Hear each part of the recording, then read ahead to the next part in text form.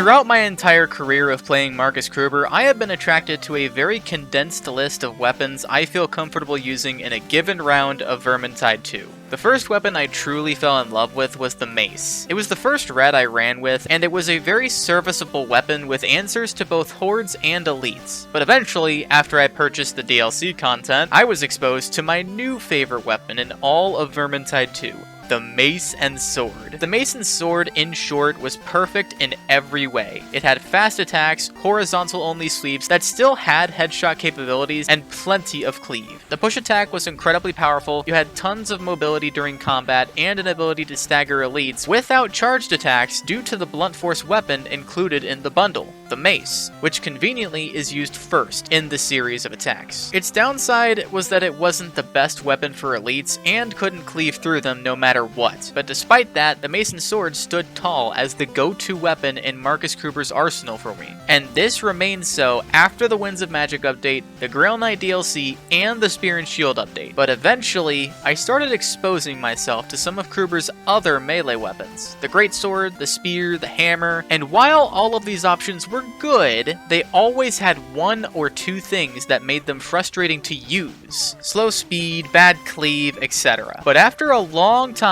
despite the odds, I finally found another weapon that I can hold my own with. The Bretonnian Longsword, a weapon that I have gone on record saying that I did not enjoy using due to its wacky swing patterns, and its push attack was not very useful. The whole block while attacking mechanic never really impressed me, and to be honest, it still doesn't. But after re-exposing myself to the Longsword, I have found that it actually fits pretty well with a lot of the criteria the Mace and Sword has, and in some areas, it's even better. The swing patterns, if optimized correctly, do an excellent job at controlling crowds, only requiring 2 regular swings before briefly holding block to reset the swing pattern. The Longsword has longer range, and the attacks have no prep time, and begin the animation almost instantly, something weapons like the Mace and the Executioner Sword struggle with. And then you have the other part of the Longsword, the charged mechanic. Taking a piece out of the Greatsword's book, it can now cleave even harder, but beyond that, can cleave through elites, making it possible to effectively maintain a mercenary's blade barrier during patrols. It also has an over-the-head chain, which is most easily started with a push attack, followed by a heavy, then a regular, which those last two repeat infinitely. The biggest problem I have with the Longsword is its swing speed, which I, for the most part, have been able to minimize by maxing out crit chance and attack speed. But from there, you run into the Longsword's next issue.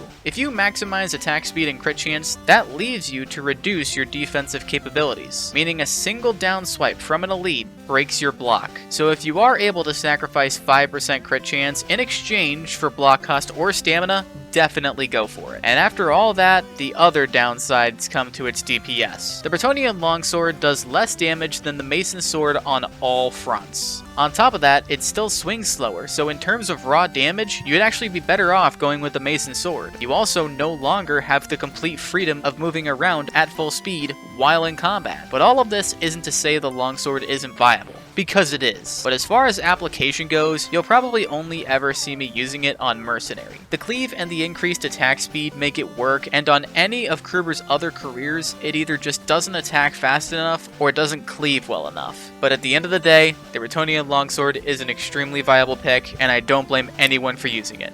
And with that, the video is over. Thanks for watching, and have a great day. Later, peoples!